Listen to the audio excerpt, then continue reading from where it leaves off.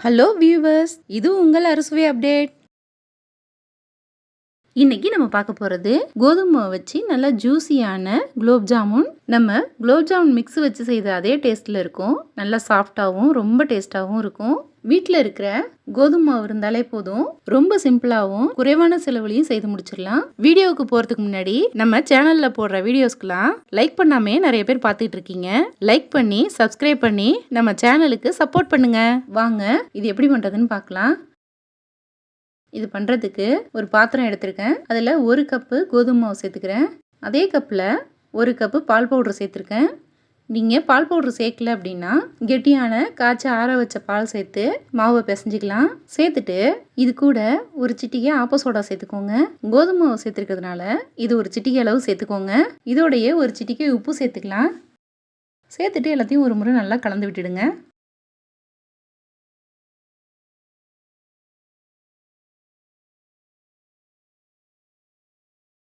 நல்லா கலந்து விட்டுட்டேன். இதில் கொஞ்சம் கொஞ்சமாக தண்ணி ஊற்றி சாஃப்டான மாவாக பிசைஞ்சுக்கணும். சப்பாத்தி மாவு போல் நல்லா சாஃப்டாக இதை பிசைஞ்சுக்கோங்க. அதிகமாக தண்ணி சேர்த்துறாதீங்க. கொஞ்சம் கொஞ்சமாக தண்ணி சேர்த்து நல்லா கலந்துக்கணும்.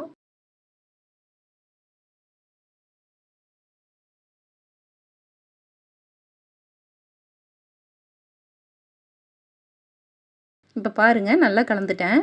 நம்ம பிசைஞ்சு எடுத்த மாவு இந்த அளவுக்கு இருக்கணும். நல்லா சாஃப்டாக இருக்குது பாருங்கள். இது ஒரு 10 நிமிஷத்துக்கு அப்படியே மூடி வைக்கணும்.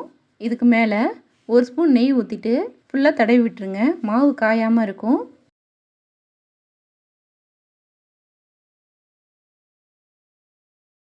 ஒரு தட்டு போட்டு மூடி ஒரு 10 நிமிஷம் அப்படியே இருக்கட்டும். இதுக்குள்ளே நம்ம சுகர் சிரப் செய்துக்கலாம்.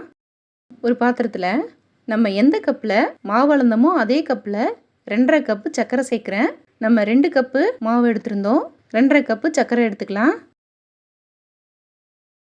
2½ கப்பு சர்க்கரைக்கு 2½ கப்பு தண்ணி ஊற்றிக்கோங்க. இதுதான் சரியான அளவாக இருக்கும். இது நல்லா ஹை ஃப்ளேமில் வச்சுட்டு ஒரு 10 நிமிஷம் கொதிக்க வச்சுருங்க. இதுக்கு கம்பி பதம் தேவையில்லை. நல்லா இது 10 நிமிஷம் கொதிச்சு வந்தாலே போதும். இது கொதிக்கும்போது நான் ஒரு சிட்டிகை கேசரி கலர் சேர்த்துருக்கேன். உங்களுக்கு வேணும்னு நினச்சிங்கன்னா நீங்கள் சேர்க்க வேண்டாம். பிடிக்கும்னா சேர்த்துக்கோங்க.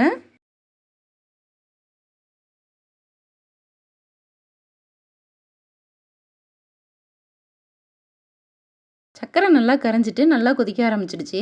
10 நிமிஷம் இது நல்லா கொதிக்கட்டும். இப்போது 10 நிமிஷம் ஆயிடுச்சு.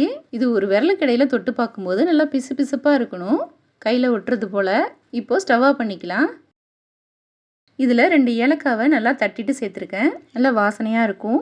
இது அப்படியே இருக்கட்டும். 10 நிமிஷம் ஆயிடுச்சு. இப்போ நம்ம பிசைஞ்சு வச்ச மாவை பார்க்கலாம். இன்னொரு முறை இதை நல்லா பிசைஞ்சிக்கணும்.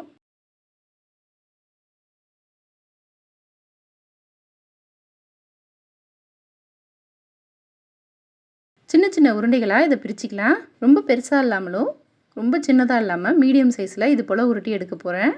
நான் ரவுண்ட் ஷேப்பில் உருட்டி எடுக்க போகிறேன். நீங்கள் சிலிண்டர் ஷேப்பில் கூட உருட்டிக்கலாம். இது போல் மாவு எடுத்துகிட்டு 2 கைகளுக்கு இடையில் நம்ம எப்பவும் குலோப் ஜாமுன் உருட்டுறது போல் உருட்டணும். விரிசல் இல்லாமல் பார்த்துக்கோங்க.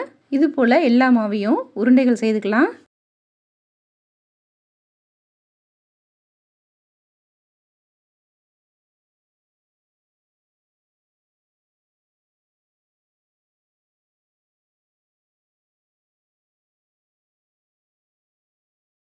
இப்போது எல்லா உருண்டைகளும் ரெடி ஆகிடுச்சு. இது அப்படியே இருக்கட்டும். கடாயில் எண்ணெய் ஊற்றிட்டு நல்லா சூடு பண்ணிக்கணும். நல்லா எண்ணெய் சூடானதும் ஸ்டவ்வை மிதமான சூட்டில் வச்சுக்கணும். அப்போ தான் இதெல்லாம் நல்லா ஒன்று போல் வெந்து வரும். உருட்டி வச்ச உருண்டைகளெல்லாம் எண்ணெயில் சேர்த்துக்கலாம்.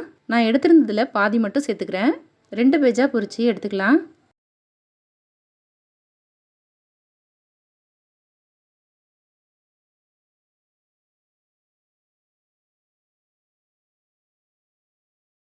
சேர்த்துட்டு மெல்லமாக இதை கலந்து விட்டுக்கணும். நம்ம இதை பொரித்து எடுக்கிற வரைக்குமே ஸ்டவ் மிதமான சூட்டிலே இருக்கட்டும்.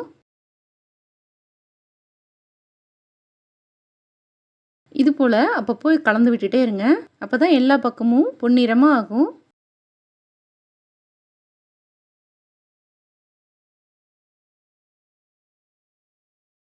இப்போது எல்லா பக்கமும் நல்லா வெந்து பொன்னிறமாக இருக்குது பாருங்கள். அவ்வளவா விரிசல் இல்லாமல் நல்லா அழகாக வந்திருக்கு. இது எல்லாத்தையும் எண்ணெயிலேருந்து வெளியில் எடுத்துடலாம்.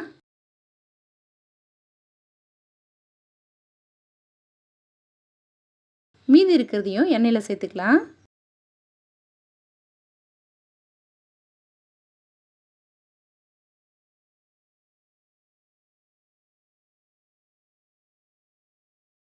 சுகர் சிரப்பு நல்லா சூடாக இருக்கிற மாதிரி பார்த்துக்கோங்க. அப்படி கொஞ்சம் ஆறுன மாதிரி இருந்தால் லேசாக சூடு பண்ணிக்கலாம். இது நல்லா சூடாக இருக்குது. பொரிச்செடுத்த எல்லாத்தையும் சுகர் சிரப்பில் சேர்க்குறேன். இப்போது இது வெந்து நல்லா பொன்னிறமாயிடுச்சு. எண்ணெயிலேருந்து வெளியில் எடுத்துடலாம். இதையும் சுகர் சிரப்லேயே சேர்த்துக்கிறேன். சேர்த்துட்டு நல்லா கலந்து விட்டுடுங்க. நம்ம சுகர் சிரப்பில் சேர்த்தது 4லேருந்து 5 மணி நேரம் அப்படியே ஊறணும். அப்போ தான் நல்லா சாஃப்டாக இருக்கும்.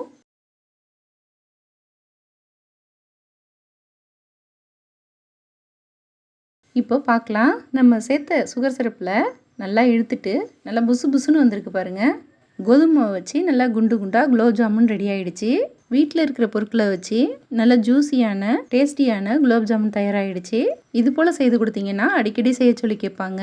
நம்ம இதில் பால் பவுடர் சேர்த்து செய்திருக்கிறதுனால குலோப் ஜாமுன் மிக்ஸில் செய்தது போலவே இருக்கும். நீங்களும் இது போல் ஒரு முறை ட்ரை பண்ணி பாருங்கள். இந்த வீடியோ பிடிச்சிருந்தா லைக் பண்ணுங்கள், ஷேர் பண்ணுங்கள். நம்ம சேனலுக்கு புதுசாக இருந்தால் சப்ஸ்கிரைப் பண்ணுங்கள். தேங்க்யூ.